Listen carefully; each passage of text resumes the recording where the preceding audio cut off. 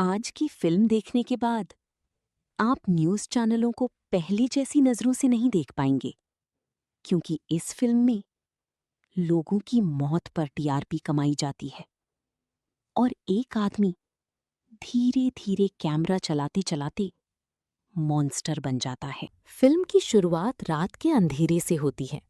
एक आदमी चुपके से एक फैक्ट्री के अंदर घुसता है। उसका नाम है लू ब्लूम। वो कॉपर वायर चुरा रहा होता है ताकि उसे बेचकर पैसे कमा सके। तभी एक सिक्योरिटी गार्ड उसे पकड़ लेता है, लेकिन नेक्स्ट सेकंड लू बिना डरे उस गार्ड पर ब्रूटली अटैक कर देता है और उसके बाद बिल्कुल नॉर्मल एक्सप्रेशन के साथ वहां से चला जाता है, जैसे कुछ हुआ ही नहीं। यहीं से फिल्म हमें एक डेंजरस चीज समझा देती है। ये आदमी नॉर्मल नहीं है। अगली सुबह लू जॉब ढूंढने की कोशिश करता है। वो हर जगह रिजेक्ट होता है क्योंकि उसके पास डिग्री नहीं, एक्सपीरियंस नहीं और नॉर्मल सोशल स्किल्स भी नहीं। लेकिन एक चीज उसके अंदर बहुत डेंजरस लेवल पर है, एम्बिशन। एक रात लू हाईवे पर एक टेरिबल कार एक्सीडेंट देखता है। पुलिस, ब्लड, स्क्रीमिंग और उस सबके बीच कुछ कैमरामैन एक्सीडेंट रिकॉर्ड कर रहे होते हैं। लू कंफ्यूज्ड होकर उन्हें देखता है। तब उसे पता चलता है ये लोग क्राइम फुटेज टीवी चैनल्स को बेचकर पैसे कमाते हैं। और जब लू देखता है कि एक सिंपल वीडियो के हजारों डॉलर्स मिल सकते हैं, उसकी आंखों में पहली बार एक्साइटमेंट दिखता है। उस मोमेंट पर लू को उसका न्यू ऑब्सेशन मिल चुका था। अगली ही रात लू ब्लूम एक चीप कैमरा खरीदता है और पुलिस स्कैनर यूज करना स्टार्ट कर देता है। अब वो पूरी रात लॉस एंजलिस की सड़कों पर घूमता रहता है, सिर्फ एक चीज ढूंढते हुए, एक्सीडेंट्स, मर्डर्स, केओस। कुछ देर बाद स्कैनर पर एक इमरजेंसी कॉल आती है। लू तुरंत लोकेशन पर पहुंचता है। वहां एक कार कंप्लीटली क्रश्ड होती है। लोग खून में भीगे हुए हेल्प के लिए चिल्ला रहे होते हैं, लेकिन लू सिर्फ कैमरा फोकस कर रहा होता है। उसके फेस पर फियर नहीं, एक्साइटमेंट होती है। और नेक्स्ट मॉर्निंग वो फुटेज एक न्यूज चैनल को बेच देता है। चैनल की प्रोड्यूसर नीना रोमीना वीडियो देखकर शॉक्ड रह जाती है, क्योंकि फुटेज रॉ थी, ब्रूटल थी और डिस्टर्बिंगली रियल थी। एग्जैक्टली वही जो ऑडियंस देखना चाहती है। नीना लू को समझाती है, people love crime, specially rich people watching poor people suffer.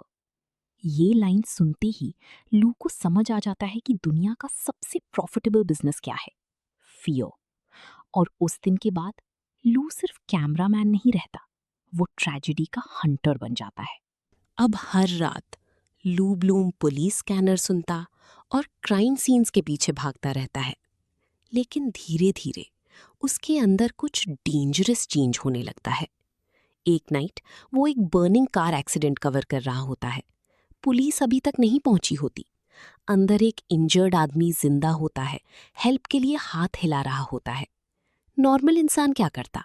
Help करता। लेकिन लू कैमरा जूम करता है और उस आदमी की सफरिंग रिकॉर्ड करता रहता है, क्योंकि उसके लिए ह्यूमन लाइफ से ज्यादा इंपॉर्टेंट फुटेज थी। नेक्स्ट मॉर्निंग टीवी पर वही फुटेज चलती है। रेटिंग्स एक्सप्लोड हो जाती हैं और चैनल की प्रोड्यूसर नीना रूमीना लू को और डेंजरस फुटेज लाने के लिए पुश करने लगती है। अब लू समझ चुका था, जितना ज्यादा ब्लड उतनी ज्यादा व्यूज।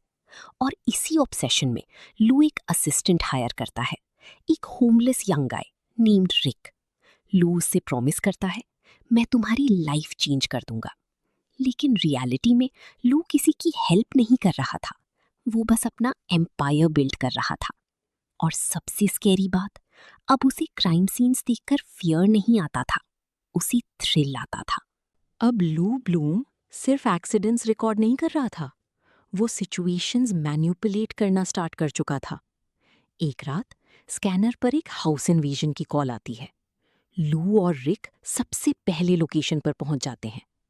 घर के अंदर मल्टीपल डेड बॉडीज पड़ी होती हैं और किलर्स अभी भी वहां मौजूद होते हैं। रिक पैनिक करने लगता है, वो पुलिस को कॉल करने बोलता है। लेकिन लू कैमरा उठाता है और चुपके से पूरा क्राइम सीन रिकॉर्ड करना स्टार्ट कर देता है। फिर सडनली लू को किलर्स की कार दिखती है और इंस्टेड ऑफ रिपोर्टिंग देम वो सीक्रेटली उनकी नंबर प्लेट रिकॉर्ड कर लेता है, क्योंकि उसके दिमाग में एक और ही प्लान चल रहा होता है। नेक्स्ट मॉर्निंग लू पुलिस को हाफ इंफॉर्मेशन देता है, बस इतनी कि वो किलर्स को ट्रैक कर सके, लेकिन कंप्लीट ट्रूथ नहीं बताता, क्योंकि वो चाहता था कि फाइनल कॉन्फ्रंटेशन वो खुद रिकॉर्ड करे। उसके लिए ये ट्रेजेडी नहीं थी, ये परफेक्ट फुटेज था। और यहीं फिल्म का सबसे टेरिफाइंग पार्ट स्टार्ट होता है।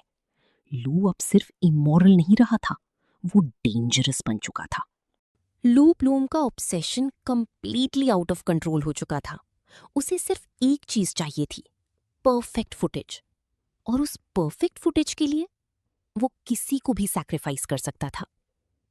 लू फाइनली पुलिस को किलर्स की एग्जैक्ट लोकेशन बताता है। पुलिस चेज स्टार्ट होती है। Gun shots, sirens, cars crashing everywhere. और इस पूरी केओस के बीच लू कामली कैमरा रिकॉर्ड कर रहा होता है, जैसे वो कोई मूवी डायरेक्ट कर रहा हो। फिर सडनली एक किलर पुलिस एनकाउंटर में इंजर्ड हो जाता है। रिक डर की मारी पैनिक करने लगता है। वो लू से बोलता है, यहां से चलो। लेकिन लू के दिमाग में कुछ और ही चल रहा होता है। वो इंटेंशनली रिक को डेंजरस एरिया में भेज देता है, ताकि वो किलर का क्लोज फुटेज ले सके। और नेक्स्ट सेकंड गन शॉट। रिक जमीन पर गिर जाता है। वो ब्लीडिंग कंडीशन में लू की तरफ देखता है, समझ चुका होता है कि लू ने उसे सैक्रिफाइस कर दिया। लेकिन लू सिर्फ कैमरा फोकस करता है। No emotion, no regret, nothing. उस मोमेंट पर फाइनली क्लियर हो जाता है, लू सक्सेसफुल जरूर बन गया था, लेकिन इंसान नहीं रहा था। पुलिस फाइनली इंजर्ड किलर को पकड़ लेती है और पूरा इंसिडेंट न्यूज चैनल्स पर एक्सप्लोड हो जाता है। सब लोग उस फुटेज को देख रहे होते हैं। Gun fight, blood, death, chaos. और सबसे शॉकिंग बात, टीवी ऑडियंस उसे एंटरटेनमेंट की तरह कंज्यूम कर रही होती है। मीनवाइल लू ब्लूम हॉस्पिटल में इंजर्ड रिक को देखने भी नहीं जाता, क्योंकि उसके लिए रिक एक एम्प्लॉय नहीं था, एक टूल था। और टूल का काम खत्म हो चुका था। नेक्स्ट मॉर्निंग लू का फुटेज पूरे सिटी में वायरल हो जाता है। न्यूज चैनल उसे ह्यूज अमाउंट पे करता है। अब उसके पास बेटर कैमरास हैं, बेटर कार है और अपनी खुद की टीम भी। मतलब मूवी के एंड में विलन पनिश नहीं होता, वो रिवॉर्ड होता है। और यही फिल्म का सबसे डिस्टर्बिंग मैसेज है। मॉडर्न वर्ल्ड में अगर तुम रिजल्ट्स देते हो तो लोग तुम्हारी मोरालिटी इग्नोर कर देते हैं। ऑडियंस को ट्रूथ नहीं चाहिए, उन्हें इमोशन चाहिए, फियर चाहिए, शॉक चाहिए। और इसीलिए मॉन्स्टर्स ग्रो करते रहते हैं। फाइनल सीन में लू कॉन्फिडेंटली अपनी न्यू टीम को ऑर्डर्स देता है। उसकी कंपनी का नाम होता है वीडियो प्रोडक्शन न्यूज। और उसके फेस पर एक स्माइल होती है, क्योंकि फाइनली वो सक्सेसफुल बन चुका था, but at the cost of his humanity.